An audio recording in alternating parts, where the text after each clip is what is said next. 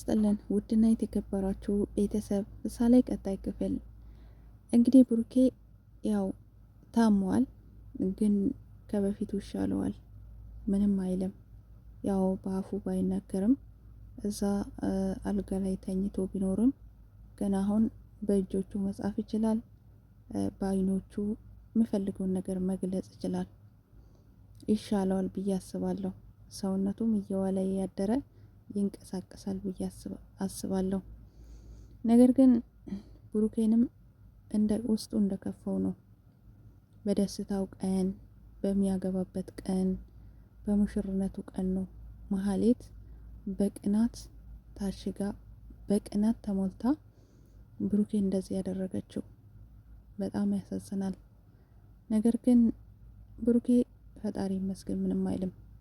መድብል ግን አሁንም መሀሌትን አጥብቆ እየፈለጋት ነው። ነገር ግን ደግሞ እንደሷ መጥፎ ሆኜ በንዴት ተንልቼ የሆነ ነገር እንዳላደርግ ውሳኔ እንዳልወስን ከመጥፎ ውሳኔ ጠብቀኝ ጌታዬ ሆይ እያለ ጸሎት እያደረገ ነው። መሀሌት ግን በጭንቀት ውስጥ ትገኛለች። አሁንም ቢሆን ካሌብም እዛ ጋ እያስጨነቃት ነው። እሷም በምታደርገውና በምትሰራቸው ስራዎች በራሷ በገዛ እጇ መጥፋት ስራ ሰርታ ዛሬ ግን እየተጨነቀችበት ነው። ምክንያቱም በቅናት ተነሳስታ ብሩኬንም እንደዛ አድርጋለች፣ መርዘዋለች። ግን ለካሌብ ብላ አይደለም፣ ለራሷ ቅናት ብላ ነው።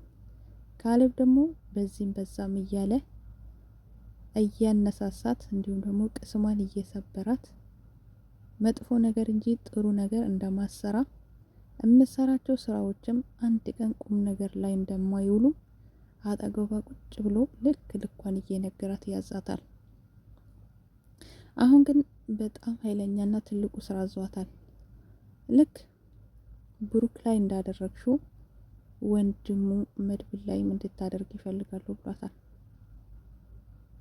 እኔ የብሩክ አይበቃም ወይ ብትለው እኔ ከብሩክ ጉዳይ የለኝም፣ ምንም የምፈልገው የለም ከሱ። እኔ የምፈልገው መድብልን ልክ እንደሱ እንድታደርግልኝ ነው። ምክንያቱም በፊት እንዲሞት ፈልግ ነበር፣ አሁን ግን እንዲሞት አልፈልግም። ልክ እንደ ወንድሙ እንዲሰቃይ ይፈልጋለሁ። ታዲያ እሱን በቅርብ ጊዜ ውስጥ አድርገሽ እንድታሳየኝ ይፈልጋሉ ብሏታል። ነው ወይስ እስከ ዛሬ ድረስ ከመድብል ጋር እየሰራሽ እኔን እየሰለች ነው እያለ በጎን በጎን እያወጣጣት ነግሯታል። እሷም አምራና መርር ብላ መድብልን መቼም እንደማትዳፈርና መቼም ቢሆን ከመድብል ጋር እንደማሰራ እንደምትፈራና እንደምትንቀጠቀጥ ተናግራለች። ምክንያቱም መድብል ማለት ዝናን ያንቀጠቀጠ ማንንም የማይፈራ ፈርቶም ወደ ኋላ የማይመለስ እንደሆነ ታውቃለች።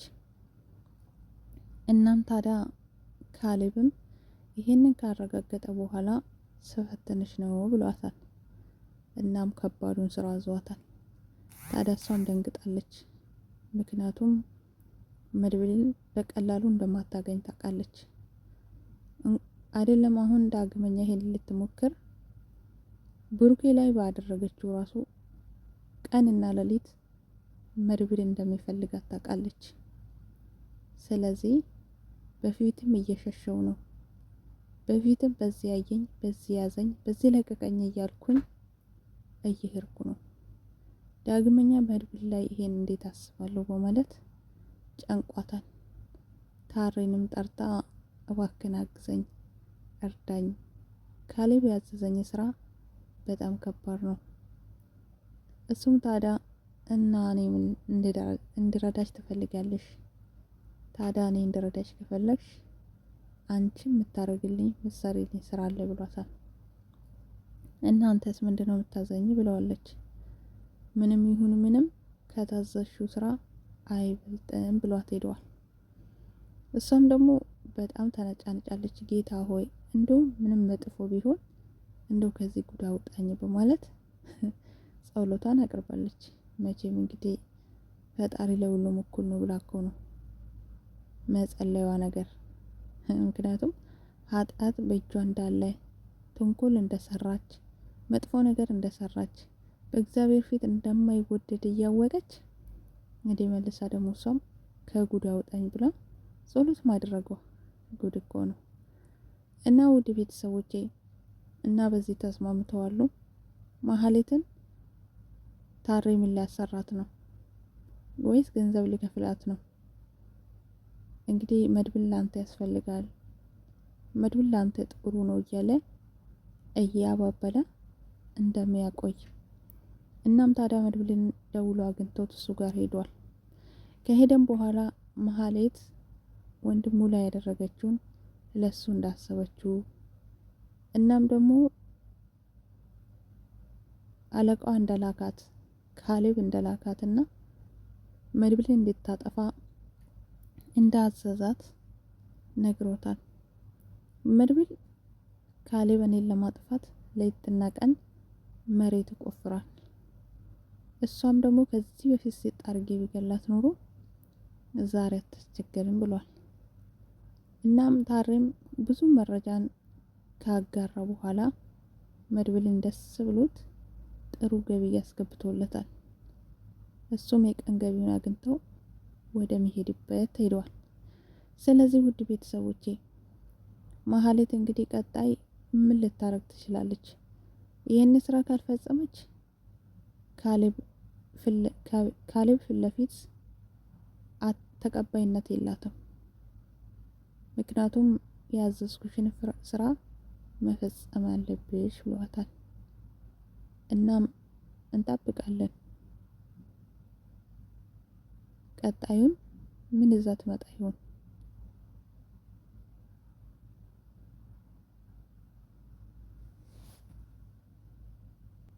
ደግሞ የቅድስቴ አክስት ቅድስቴ እህት ነኝ የምትል አንድ ትኩስ ምን ልበላችሁ ደግሞ መጠጥ እየጠጣች አቀማመጧ ከባህላችን የፈነገጠ ብለዋል መድብል ጀግናው። ወይ ጉድ! መልካም ቆይታ ይሁንላችሁ። ለማንኛውም